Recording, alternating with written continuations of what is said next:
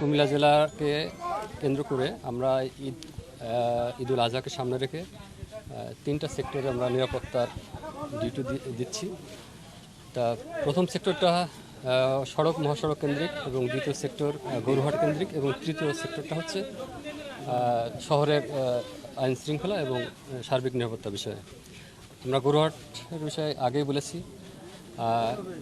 গরুহাটের সম্মানিত ইজরাদার যারা আছেন ওনাদের সাথে আমরা কথা বলেছি এবং হাটের প্রাপ্তির সময় যেসব দেশ জুড়ে তোলপা ওয়ালটন ফ্রিজ কিনে আপনিও হয়ে যেতে পারেন মিলেনিয়ার।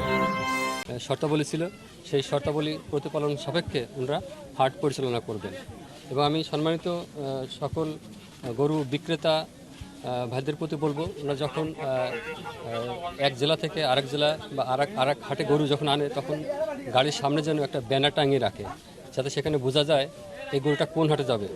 এবং আমার সম্মানিত ইজারা যারা আছেন ওনাদের প্রতি আমার কঠোর বার্তা হচ্ছে যে কোনো অবস্থাতেই হাটকে কেন্দ্র করে কোনো চাঁদাবাজি, কোনো বিবাদ কিংবা অন্য কোনো অপ্রীতিকর ঘটনা যাতে না ঘটে ওনারা সেটা দেখবে।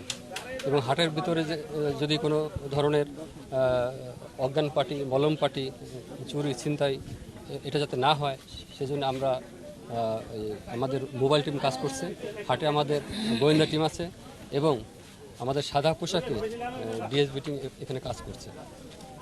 আমরা সবসময় বলে থাকি ক্রেতা সাধারণ যারা আসবে তারা যেন হয়রানির শিকার না হয়। এবং আমি বলবো এখানে তাদের খাবার, থাকা, অন্যান্য স্বাস্থ্যসম্মত যে বিষয়গুলো আছে এটা দেখা যায়।